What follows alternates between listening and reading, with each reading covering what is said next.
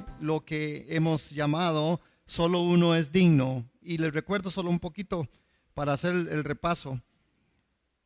Estamos hablando cuando Juan se encuentra. Juan es invitado de parte de Dios a que suba y pueda ver delante del trono qué es lo que está aconteciendo. La escritura nos anuncia y dice que Juan está ahí y ve que hay un libro sellado por dentro y por fuera, y que los sellos que están ahí no son abiertos ni pueden ser abiertos, sino que se busca uno que es digno. Solo uno es digno.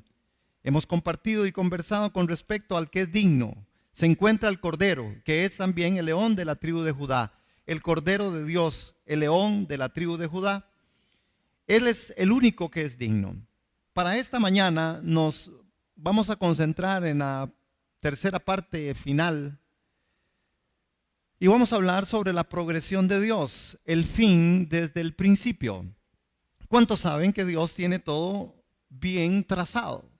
La vez pasada estuvimos viendo cómo aún Dios, sabiendo desde los tiempos quién era el que podía gobernar en medio del pueblo de Israel y cuál era la simiente santa que tendría que venir.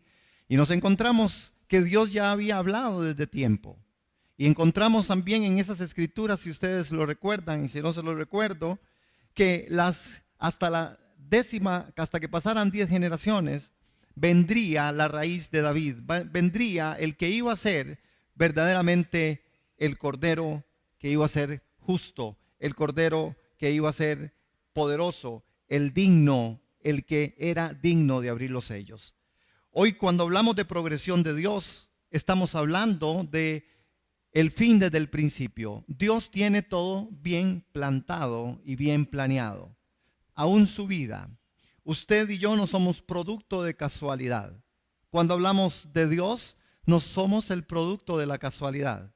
Tal vez usted le puede decir al que está a su lado, usted no es el producto de la casualidad. Dígale, porque a veces la gente piensa que está aquí hoy porque alguien lo invitó. Yo creo que usted está aquí porque hay un plan y hay un propósito de parte de Dios. Yo creo que cuando nosotros vemos gente decidiendo dar la vida por Dios, es porque Dios tiene un plan y un propósito en medio de las vidas de ellos.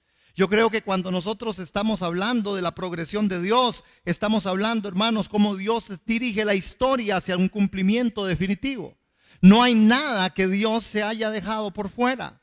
Dios tiene trazado, hermano, los espacios, los tiempos. Dios, en el propósito que Dios ha trazado, en la progresión de Dios, Dios entiende y sabe que usted tiene que ir por un camino, lo mismo que la historia está caminando por un camino y que tiene un fin. Dios es el Dios que mira el fin desde el principio. De ahí que es interesante poder ver las escrituras, hermanos, cómo Dios dentro de la parte de la escatología. ¿Qué significa la escatología? Escatología significa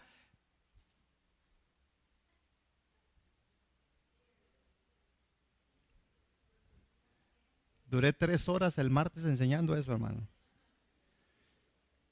El fin de los tiempos, escatología, el mensaje final de los últimos tiempos. ¿Cuántos piensan que estamos en los últimos días? Si usted no lo cree, lea La Nación hoy. Si usted no lo cree, vea su vida. Si usted no lo cree, vea su familia desintegrada. Si usted no lo quiere creer, vea cómo la gente se mata. Si usted no lo quiere creer, salga a la calle y mire a los pobres. Mire a la gente muriendo de hambre. Si usted no lo cree, mire terremotos. Si usted no lo cree, mire guerras. Si usted no lo cree, mírese hacia adentro y piense en qué piensa usted. ¿Quién es usted? ¿Usted sabe quién es usted? Yo tengo que saber quién soy. Porque si yo no sé quién soy, yo no sé ni para dónde voy.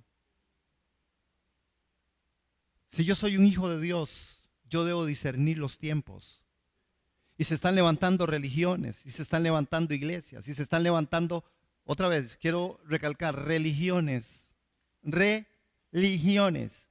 Y cuidado, usted no es un religioso más. Y cuidado, usted no es alguien que solamente pide a Dios un favor y después se olvida del Dios de los favores.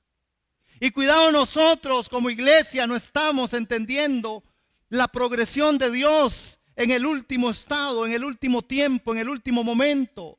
Cuidado, porque Jesús advertía, mire que nadie los engañe, porque vendrán algunos diciendo yo soy el Cristo. Y para nosotros no caer en el engaño, tenemos que proponernos en nuestro corazón tener una vivencia cristiana, más que un asunto de venir a la iglesia. Vivencia cristiana. Progresión tiene que ver con una forma en la que Dios lleva una secuencia. Usted y yo fuimos rescatados de la vana manera de vivir. Esto gracias a Dios y gracias que alguien nos compartió el evangelio de Jesucristo. Pero ¿cuánto lo estamos viviendo? Porque esto del digno, del que es digno, se encuentra también, hermanos, en medio de los espacios que yo pueda entenderlo. Él es digno. Él es digno de abrir los sellos, pero Él es digno de tomar tu vida y hacer con tu vida lo que Él quiera. Lo que pasa es que muchos no están queriendo dejarle a Dios. Muchos no quieren ser el barro en las manos del alfarero. Muchos se están resistiendo. La historia a nosotros nos lleva y nos narra con respecto a cómo Dios ha trazado en todo el tiempo algo para que el cordero que es digno sea digno. Interesante que nosotros logremos ver, y lo hemos visto este texto en capítulo 2, verso 5 de capítulo 5 de Apocalipsis. La gran pregunta que el ángel hace: ¿quién es digno? ¿Quién es digno de tomar el libro y abrir los sellos? Y dice la escritura que ese ángel mismo proclamó y le dijo a Juan quién era el que era digno. ¿Quién es digno, hermanos? ¿Quién es digno de tomar el libro y abrir los sellos? ¿Quién es digno? ¿Quién es? Dígalo, hermanos, hijos. Claro. ¿Quién es digno de hacer con su vida lo que él quiera? No. Voy a plantear la pregunta. ¿Quién es digno de tomar tu vida y hacer con usted lo que él quiera? ¿Él es digno? El pensamiento que yo quiero que produzcamos hoy es si usted se está dejando, si yo me estoy dejando.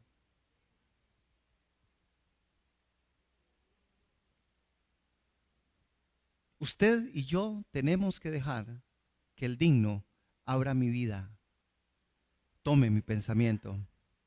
Si Él es digno para abrir el libro y tomar los sellos y abrirlos, Él es digno para tomar tu vida. Desde el principio, solo uno ha sido digno. Vean qué interesante, hermanos. La gran progresión escatológica que se habla está desde el principio. En el principio vemos al Cordero que es digno y Dios ve en el fin en el principio, el Cordero que es digno y el Redentor. Ahí en Génesis capítulo 3. Y en el verso 15, hermanos, específicamente es donde nosotros vemos plasmado cómo es que la progresión de Dios inicia. Ese cordero que aparece en el libro del Apocalipsis es el cordero que aparece en Génesis capítulo 3. Ese que fue formado por la misma mano de Dios. Ese que estuvo desde el principio con Dios es el que estuvo y está en el final y estará en el final del tiempo. Cuando nosotros vemos el registro de Génesis capítulo 3 y verso 15, vemos en esta parte la progresión. Y si usted va a Génesis capítulo 15, 3:15, dice que inmediatamente, dice así la escritura, si usted lo tiene ahí, y si no yo se lo leo, hermano. Pondré enemistad entre ti y la mujer, entre tu simiente y la simiente suya. Esta te herirá en la cabeza y tú le herirás en el calcañar. Este pasaje frecuentemente es llamado la promesa madre. Este es un pasaje, hermanos, que a nosotros nos tiene que empezar a poner en el pensamiento sobre esta lucha espiritual que se dio desde el principio. Esta palabra está viniendo y le está diciendo: pondré enemistad entre ti y la mujer, entre tu simiente y la simiente suya.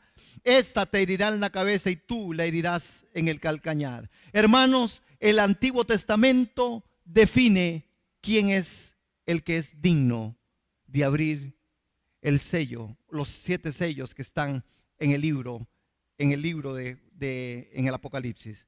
Cuando nosotros vemos las palabras dirigidas a la serpiente en capítulo 12 de Apocalipsis, hermanos, es donde nosotros podemos ver cómo Dios de verdad no se le ha pasado nada y cómo aquellos hombres de Dios siguieron el curso de la progresión de Dios. Adán en medio de su fallo y Eva en medio de su fallo, aún ellos sirvieron al propósito de Dios. Aún ellos estando en medio de toda esa tensión, en medio de todas esas situaciones, la profecía anunciada era que había uno que iba a vencer.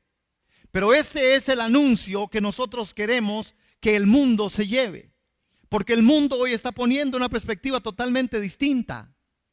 Yo les dije la semana pasada, usted en esa figura y en ese cuadro que se mira en Apocalipsis capítulo 5, usted no ve la iglesia. Ahí no está la iglesia. Ahí está el que está sentado en el trono y está el Cordero. Pero hoy el sobreénfasis está en la iglesia. Hoy queremos ser iglesias, queremos tener iglesias muy grandes, hoy queremos ser muchos, hoy queremos ser pastores, hoy queremos ser evangelistas, hoy queremos, digo yo, esto es pura fe, pero pura fe, porque yo sí creo que lo que la gente quiere ser, a veces quiere ser lo que se propuso en medio de su pensamiento para desarrollarse en otras áreas que no tienen que ver nada con poner la vida a veces, hermanos. Y es doloroso porque aquel puso la vida por usted y por mí, para que usted ponga su vida por otros. Esa es la progresión de Dios. Pero ¿cómo estamos viviendo a nuestro Dios? Cuando aquí en Génesis aparece esto, podemos decir que este pasaje Dios revela en síntesis la totalidad de su propósito, no solo de la salvación para con su pueblo, porque la posterior historia de la redención será desarrollada del contenido de esta promesa. A partir de ahí, a partir de la gran caída de Adán, a partir de ese momento, Él es el Cordero inmolado desde antes de los tiempos. Él es el que viene a proponer y a proponerse delante de Dios como el único y suficiente Salvador. Él es el único que viene a decir, yo estoy aquí y pongo mi vida por todos los demás. Él es el Cordero inmolado. Esta es la cruz que estaba antes de los tiempos. Esta es la cruz eterna. Y en la cruz eterna la salvación emergió, pero no solo la salvación. Este Redentor por venir, identificado en Génesis 3:15 como simiente de la mujer, es llamado más adelante, hermanos, como la simiente de Abraham. Vean la progresión. Primero es llamado como la simiente de la mujer. Y de ahí que la victoria que se le da a la mujer con respecto al diablo, que también tipifica a la iglesia, será que la mujer vendrá y aplastará la cabeza. Pero después, en la progresión, Dios también llama a un hombre y que se llama Abraham. Y Abraham aparece en el libro de Génesis también, en el capítulo 49, voy a ponerlo. En el capítulo 49 de Génesis aparece algo que es extraordinario. Y dice la escritura, y llamó a Abraham el nombre de aquel lugar, Jehová proveerá. Por tanto se dice hoy, en el monte de Jehová será provisto. Y llamó el ángel de Jehová a Abraham por segunda vez desde el cielo y dijo, por mí mismo he jurado, dice Jehová, que por cuanto has hecho esto y no me has rehusado tu hijo, tu único hijo, de cierto te bendeciré y multiplicaré tu descendencia, como las estrellas del cielo y como la arena que está en la orilla del mar. Y tu descendencia poseerá las puertas de sus enemigos. En tu simiente serán benditas todas las naciones de la tierra por cuanto obedeciste a mi voz. Y en 49:10, el cetro no se apartará de Judá, le dice, ni la vara del mando de sus descendientes hasta que venga aquel a quien le pertenece, aquel a quien todas las naciones le honrarán. Génesis capítulo 22 del verso 14 al 18 hace y nos dice del llamado de Abraham. Siguiendo Dios, hermanos, una forma, esta forma de progresión de Dios que a mí me impresiona. A Dios no se le pasó nada, pero no se le pasó nada. Y esto tiene que traernos a nosotros, hermanos, una seguridad de que mi vida está en manos de un Dios que planifica, de un Dios que sí sabe por dónde tengo que ir, de un Dios que sí sabe los tiempos, de un Dios que sabe cuándo me voy a morir y cuándo no, de un Dios que sabe cuándo me enfermaré y cuándo no, de un Dios que sabrá cuándo va a hacer conmigo lo que Él quiera hacer y cuándo no. Si usted se deja, si usted es barro, si usted deja que Él le moldee. Porque si usted no deja que Él lo moldee, ni yo dejo que Él me moldee, me quiebro. Vean la bendición del llamado de Abraham. Llamó a Abraham el nombre de aquel lugar, Jehová proveerá. Jehová proveerá. Porque Dios había provisto en la promesa, hermanos, que había una provisión, que había una secuencia, que Dios estaba trayendo, hermanos. El pueblo de Dios entendía esto y lo entendió en Abraham, hermanos, el padre de la fe. Y Jehová dice que llamó el ángel de Jehová a Abraham por segunda vez desde el cielo y le dijo: por mí mismo he jurado, dice Jehová, que por cuanto has hecho esto, no me has rehusado a tu único hijo. ¿Saben qué es lo que estaba pasando ahí? El contexto está sobre la muerte, donde él le pidió a Abraham que llevara a Isaac y lo pusiera ahí delante de él. Isaac debe ser sacrificado. Ese sería el título. Isaac debe ser sacrificado. Tu carne y la mía deben ser sacrificadas. Uno conoce la historia, pero ¿qué tiene que ver esto con la progresión de Dios y en lo que estamos hablando? Que Dios no permite que Isaac muera. Porque si bien es cierto, en Isaac había promesa, realmente el propósito de Dios estaba en su hijo Jesús. No era Isaac. No era el plan del hombre, era el plan de Dios. Sin embargo, a Abraham le piden al hijo. ¿Cuántos están listos a dejar su hijo ahí, su hija ahí? ¿Cuántos están listos? ¿O cuántos estamos listos, hermanos? ¿Cuántos estamos listos a dejar nuestro trabajo y nuestra familia e irnos a predicar el evangelio a todo el mundo?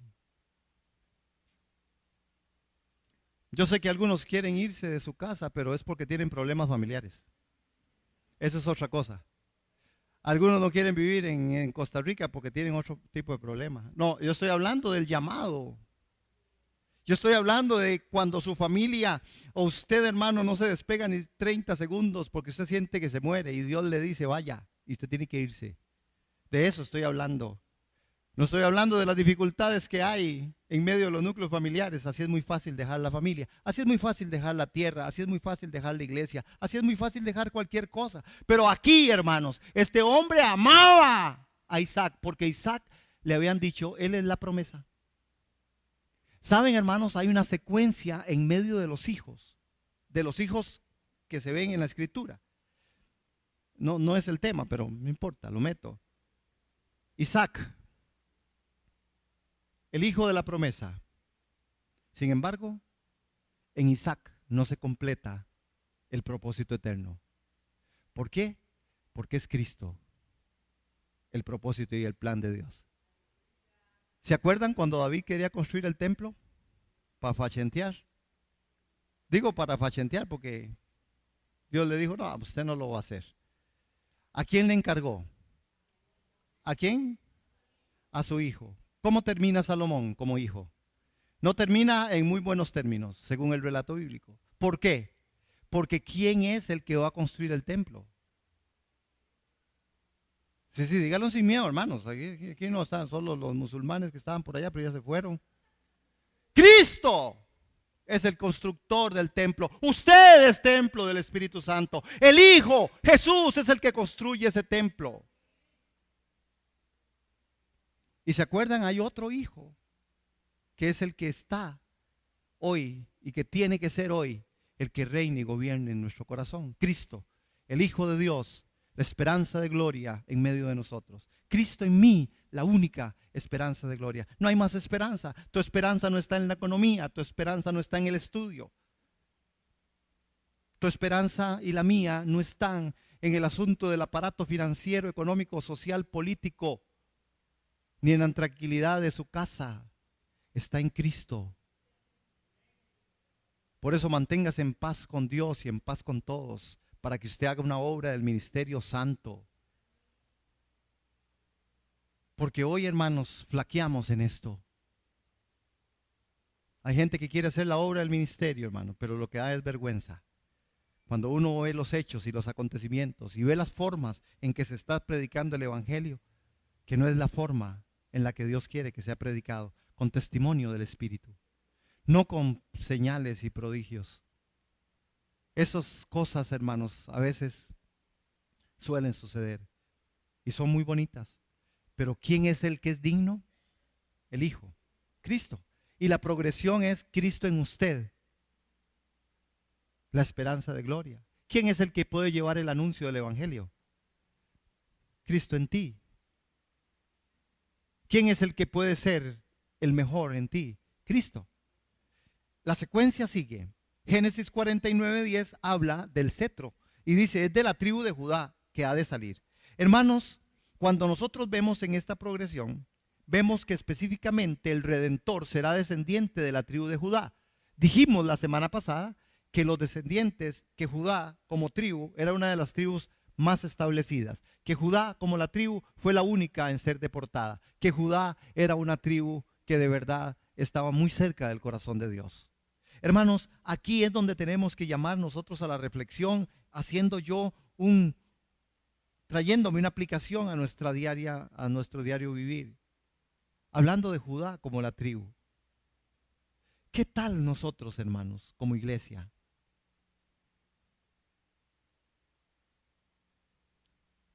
¿Qué tal usted como papá, como mamá?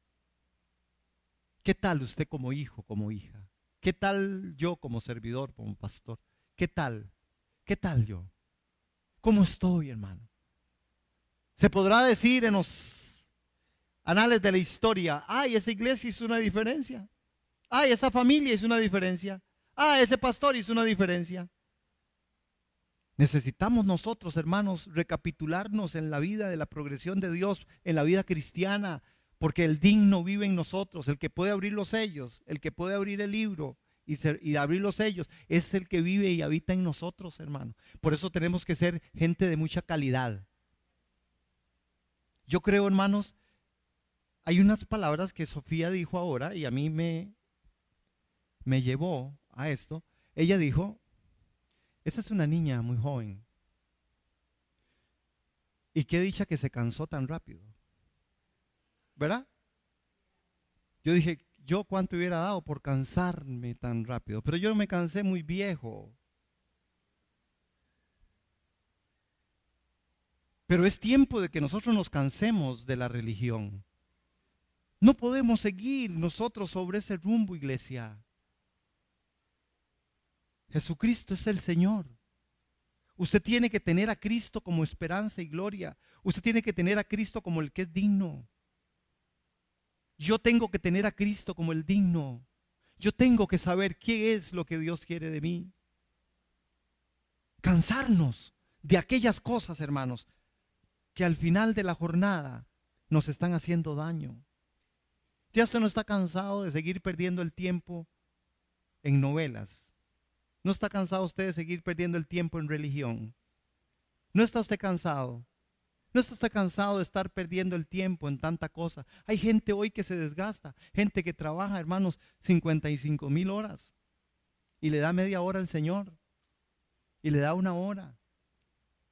Y ni hablar hermanos, todo en pos del beneficio familiar, todo en pos del beneficio de algo.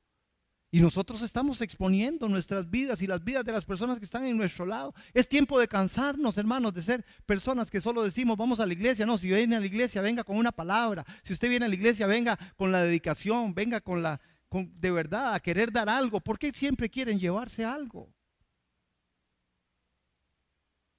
Usted sea de bendición. ¿Por qué usted quiere que Dios siempre lo bendiga si ya Dios lo bendijo? Sea usted de bendición, hermano.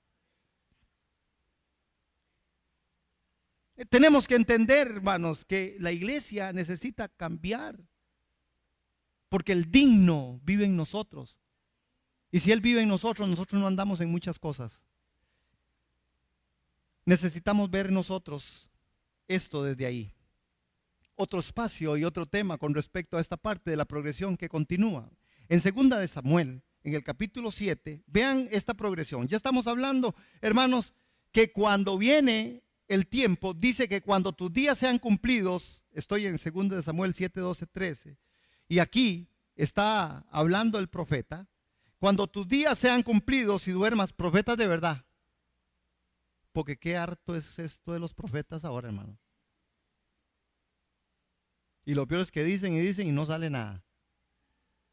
Si les dicen que compren un número, ni lo compren, no sale, hermano. Estos son así, agoreros. Es que estaba viendo sobre un asunto de una iglesia que salió ahora, hermanos. ¿Qué es este desastre? No, ni les voy a contaminar con eso, hermanos. ¡Qué desastre! Yo digo, Señor, ¿qué va a pasar con nosotros? Que a alguien ya se le ocurrió, que yo no sé quién es el que nos menciona. ¿Quién es el que los pone profetas? ¿Quién los pone apóstoles? ¿Quién los pone pastores? ¿Quién le dijo a Gerardo Herrera que usted es un pastor? Pregunten. Pregunten. Porque todos estos títulos, hermanos, al final alguien se los regalan, se los dan. ¿Quién dijo que usted es ¿Quién dijo que usted es oveja? ¿Quién dijo que usted es pastor? ¿Quién dijo que usted es siervo? ¿Quién dijo? ¿Quién dijo? Y si Dios dijo,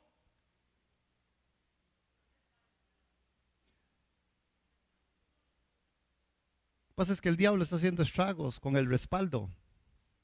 Hay gente que hace prodigios, señales y milagros en el nombre de Satanás y le salen, hermanos. Esto no es una medición, la medición es su testimonio, la medición es su vida. Pregúntele a su esposa, ¿quién es usted? ¿Cómo vive usted? A sus hijos, ¿quién es usted? ¿Cómo vive usted? ¿Quién es usted? Pregúntele a sus hijos. Pregúntele al hijo del pastor. ¿Cómo es ese hombre ahí en la intimidad? ¿Cómo es ese hombre cuando tiene hambre y no le dan de comer? Pregunte. Cuando llega del trabajo cansado, pregúntele cómo trata a la mamá, al esposo, a la esposa. Pregúntele a los hijos. Pregúntele a la esposa cómo la trata.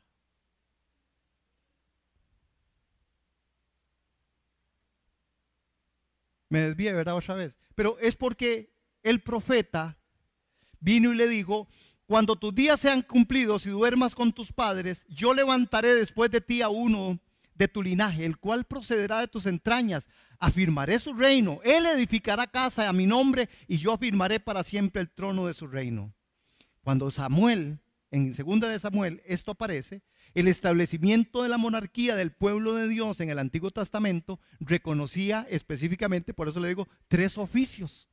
Y vean qué interesante en esta progresión. Y los quiero llevar ahí, hermano, porque yo creo que hoy hay un examen que como iglesia tenemos que hacer. Y hacernos. Porque yo no puedo seguir diciendo que yo soy cristiano si sigo haciendo lo que yo quiera. Porque cristiano es seguir a Cristo. Y entonces yo sigo al líder, ¿verdad? Cuando yo sigo al líder y el líder viene y se hace para acá, yo me hago para acá. Y si el líder viene y se hace para atrás, yo me hago para atrás. Y si el líder viene y si el líder se dice, yo me... Y si el líder, eso es el cristiano, siguiendo a Cristo. ¿Seguidor de quién? De Cristo. Entonces, si usted y yo no estamos siguiendo a Cristo, hermano, perdón, ¿cómo se llama usted cristiano? Usted no es nada. Usted es falso. Yo soy falso. Si yo no sigo a Cristo en sus preceptos, yo no le estoy diciendo que usted no falle. No, yo no le estoy diciendo que usted le falte y a mí formación. No, yo no le estoy diciendo que usted no es que ya no se enojó, nunca. No, yo le estoy diciendo, seguimos a Cristo en las enseñanzas, seguimos a Cristo en el ejemplo, seguimos a Cristo en todo lo que Él es, porque Él es el que es digno. Él es digno de ser seguido. Habían 3 cosas que operaban, hermanos, después de que vino todo esto. Y cuando hablamos de esta parte de la progresión de Dios, entendemos que reconocían 3 oficios. Tenía que ser profeta, tenía que ser sacerdote y tenía que ser rey. Esas eran las 3 cualidades. ¿Ustedes saben cuál es la cualidad de un profeta? ¿Ustedes saben cuáles son las cualidades que tiene que tener un pastor para ser pastor? ¿Ustedes saben cuáles son las cualidades de un hombre llamado cristiano para ser cristiano? ¿Cuáles son las cualidades? Nosotros a veces pensamos que eso solo está para el servicio, pero no, hermanos. Cuando Dios nos llama a nosotros ovejas, las características de las ovejas tienen que ver conmigo. Cuando Él me dice hijo, tengo que tener características propias del hijo. Era lo mismo con respecto a esto. ¿Quién cumplía esto, hermano? El que cumplía, y se esperaba que el Redentor que había de venir sería la culminación del cumplimiento de estos 3 oficios especiales, y que Él iba a ser un gran profeta. Hermanos, esto me llamó a mí y me puso en la perspectiva especial, y yo digo, las características particulares que hacen que el Cordero sea digno, nosotros deberíamos de tener una lista, hermanos. ¿Cuáles son mis características particulares que me hacen ser pastor, que me hacen ser oveja, que me hacen ser hijo de Dios, que me hacen ser cristiano? ¿Cuáles son las características? Y a partir de ahí, hermanos, ponerme el reto yo de mi vida. ¿Por qué? Porque la Escritura nos deja abiertos panoramas. El que grite, ya no grite más. El que robaba, ya no robe más. El que mentía, ya no mienta más. Porque son características particulares de que nos hacen personas confiables dentro de esto. Al Cordero, al que es digno, le dieron los 3 oficios especiales. Miren a Cristo, hermanos. Era profeta, sacerdote y rey.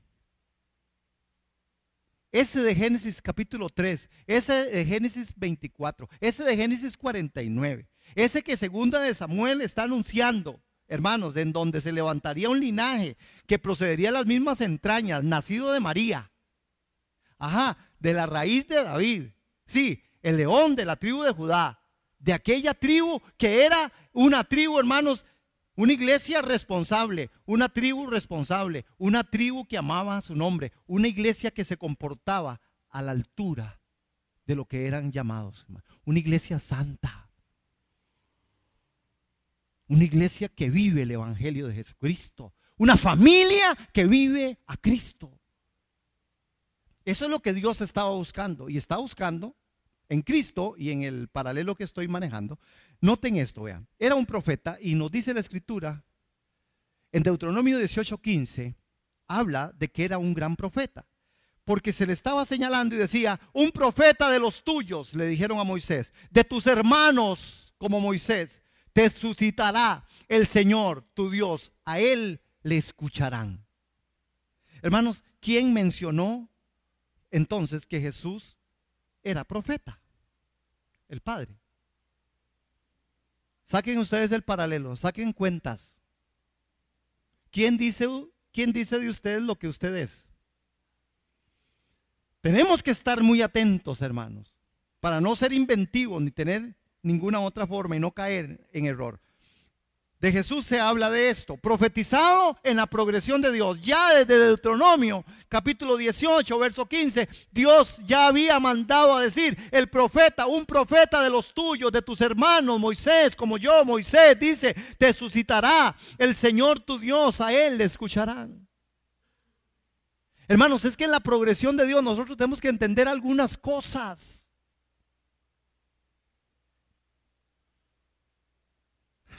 Yo pienso en eso. Cuando hablamos de progresión, nosotros tenemos que entender, hermanos, como iglesia, como gente ya cristiana,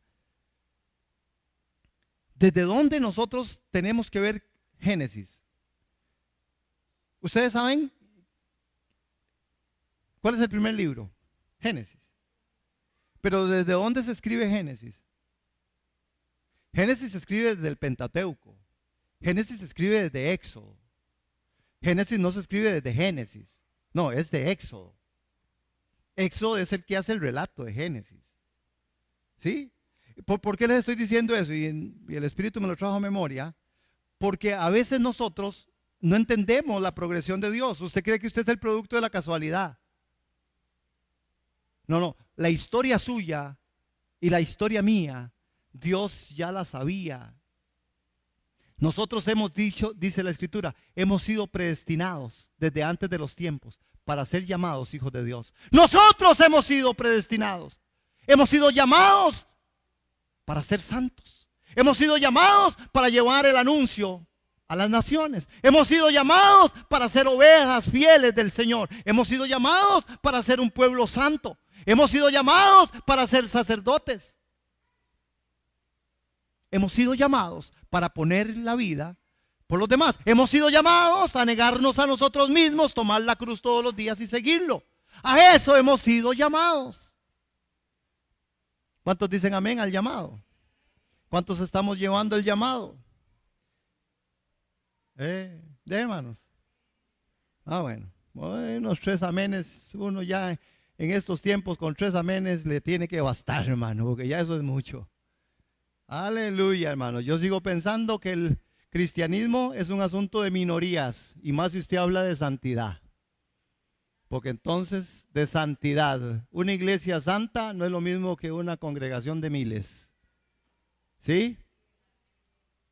Pero bueno, el Señor nos agarre confesados, dijo aquel. El Salmo 110:4 habla con respecto que tú eres, dice, sería también un sacerdote eterno. El Señor lo ha jurado y no se arrepiente. Tú eres sacerdote según el rito de Melquisedec. Es declarado desde los tiempos como Él vendría y sería sacerdote. Y también, hermanos, como para que no nos falte, vendría a ser un gran rey. En Zacarías capítulo 9 y verso 9 dice, sería además el gran rey de su pueblo. Alégrate mucho, hija de Sión. Da voces de júbilo, hija de Jerusalén. He aquí tu rey vendrá a ti. Hermanos, cuando hablamos del reinado de Dios, el reinado del futuro redentor, se predice especialmente que se sentará sobre el trono de David, el rey mesiánico. Este es el más excelso de los conceptos mesiánicos. Que aquí quiero hacer un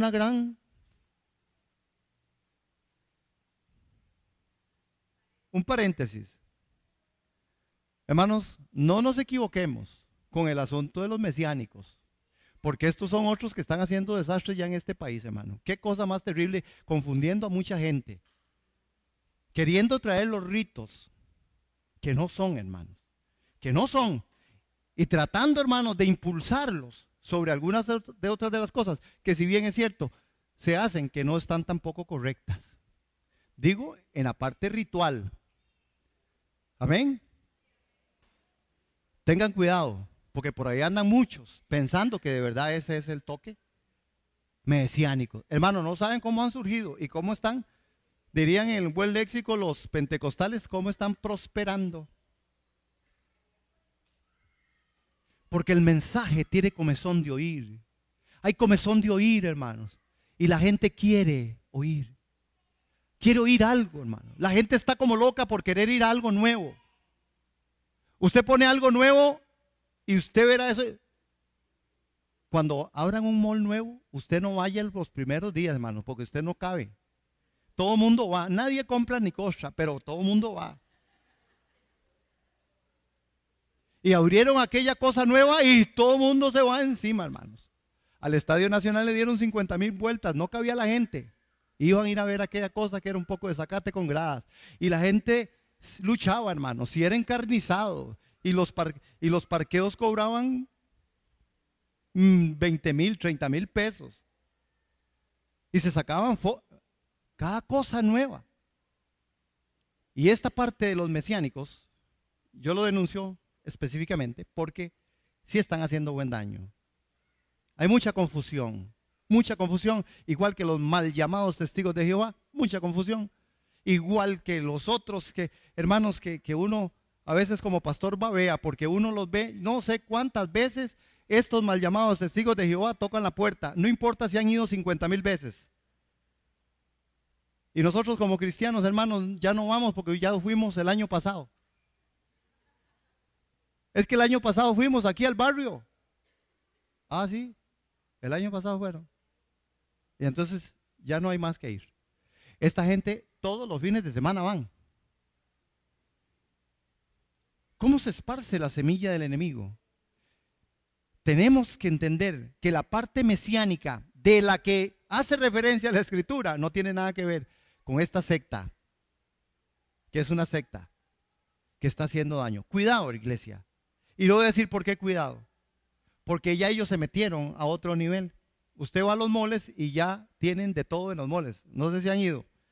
Ustedes no visitan, solo este pecador visita los moles. Bueno, entonces resulta que usted va y ya te venden de todo. Ahí tienen estampitas, tienen cositas, tienen cosas. Las trajimos de Israel, no importa. Las trajeron del barrio chino, pero ellos dicen es de Israel. Y ahí tienen, hermanos, y hay un mercadeo impresionante. Y a uno le duele. ¿Sabe por qué le duele a uno? Porque cristianos, que uno tal vez ha conocido, que han tenido su fuente y que han tenido, según uno, una buena semilla, hermanos, hoy están siendo declarados y transferidos a esas cosas, hermanos. ¿Por qué? Cuando usted pregunta el por qué, usted va a encontrar, es porque esto es muy cerca a la Biblia. Es que esto es porque en la iglesia, de todas formas, la iglesia es un montón de hipócritas. ¿Sí sabían ustedes que le dicen hipócritas a ustedes? A los pastores, no, a ustedes. Los pastores somos ladrones. ¿Sí? Ustedes son hipócritas. Esto es lo que está pasando, hermano, porque no hemos tenido entendimiento. Y quiero ir cerrando con el asunto de la progresión. Porque si Dios viene, hermanos, y hoy vemos ejemplificado aquí de una forma poderosa. Digo poderosa porque a Dios no se le pasó nada. Vea que las características particulares que lo hacen digno, también en la progresión está la parte del siervo sufriente. Es que este que vendría, que es digno de abrir los sellos y tocar el libro, era el siervo sufriente. Sí, la teología del sufrimiento, alejada desde los púlpitos, y ni me diga en el pueblo de Dios. Tan así que se levantan iglesias con los nombres, pare de sufrir. Cuando la Escritura nos llama a nosotros a pagar un precio. El siervo sufriente de Isaías 42, el siervo sufriente de Isaías 53 es el que es digno, hermanos. Es porque él pagó el precio, es porque es digno. Cristo mismo, cuando Juan lo está viendo ahí, al cordero, al león de la tribu de Judá, lo mira ahí, y cuando lo mira, le está diciendo, yo también sufrí, aquí están mis marcas, aquí están mis marcas. La gente ya hoy no quiere sufrir. Hacemos cualquier cosa con tal de no sufrir. Ya no nos queremos a veces vivir en un perfil tan bajo, hermanos, donde definitivamente ya el sufrimiento no toma lugar, no tiene lugar. Y cuando uno oye a nivel social, a nivel político, ¿usted quiere cambios para qué? Para no sufrir tanto. Que cambien a ese presidente que lo pusieron no sé cuántos millones de gentes, pero ya no lo quieren porque nos está poniendo a sufrir un poco. Ya si lo pusieron o lo pusimos, deje el hombre que termine. Que el que viene hará lo mismo. ¿Usted cree que hay cambio? No, venga los martes para que vea. Ya resolvimos teológica y doctrinalmente que este mundo está en el acabose, que este mundo se acabó, que hay hoy evidencia más alta y más profunda de que ya esto se acabó, que el amor de muchos se ha enfriado. Si no, deje sus carros abiertos para que vea cómo se le enfría el amor.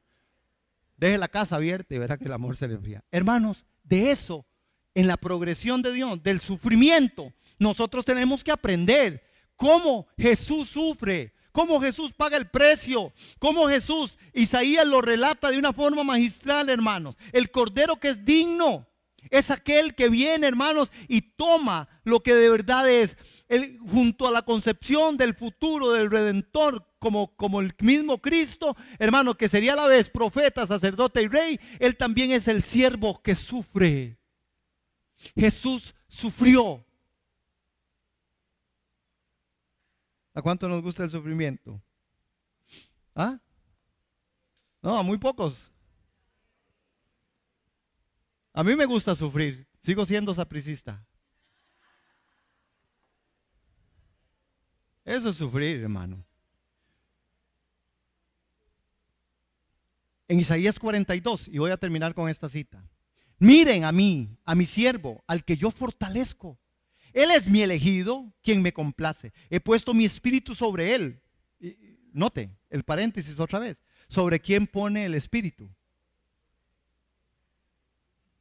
Es que ya evangelizamos por aquí el año pasado, por eso ya no hay que ir. Es que hoy está lloviendo, entonces mejor. Es que hay mucho sol. Es que hoy es diciembre. Es que cumpleaños. Que tengo un año casado. Cualquier cosa que no nos haga sufrir. El Espíritu dice aquí en esta escritura sobre el siervo sufriente es evidente. Nosotros, hermanos, necesitamos aprender. Digo yo, estoy equivocado. Ustedes corríjanme.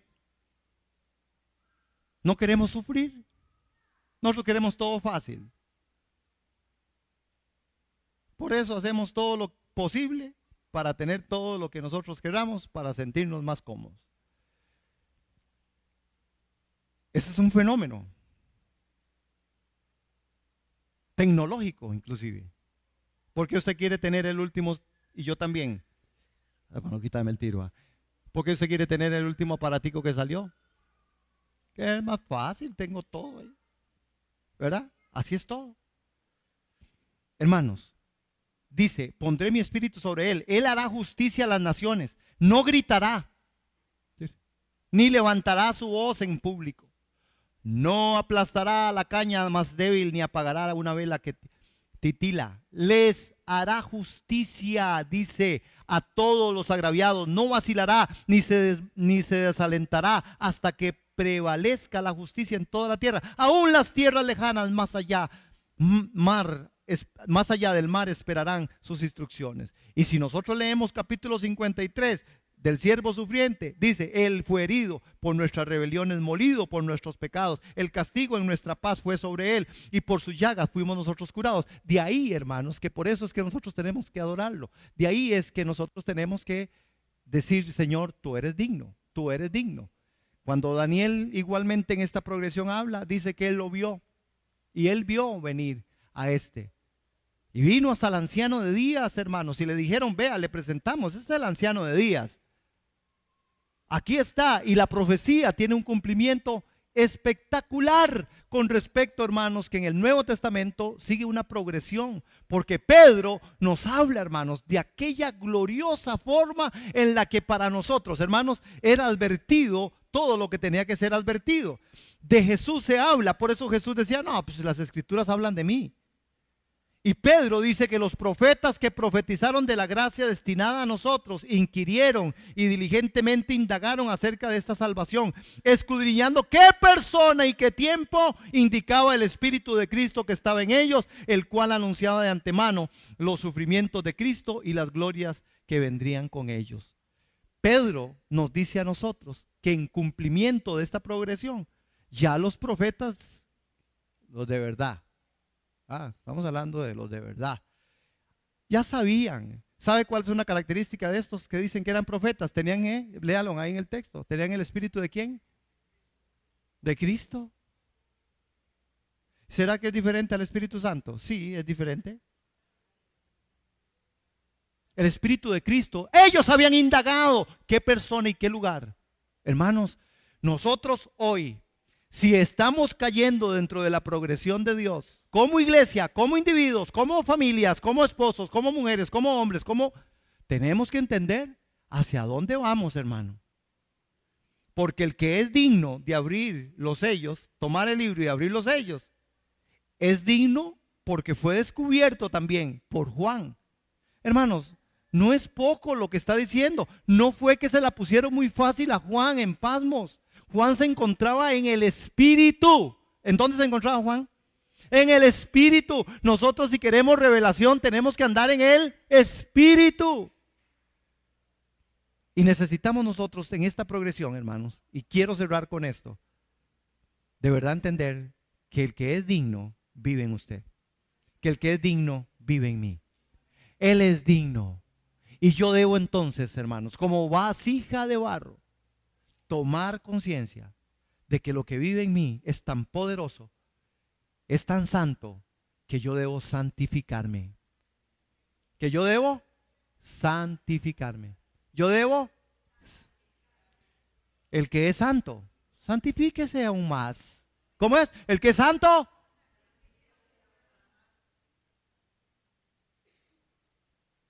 El que es religioso, deje la religión, porque la tal no es verdad. La progresión de Dios. El Cordero es digno, hermanos. Él es digno. A Él es el que tenemos que adorar. ¿Por qué? Porque Él es digno. Solo Él es digno, hermanos. Juan oyó y vio, solo uno es digno. Adoremos al que es digno.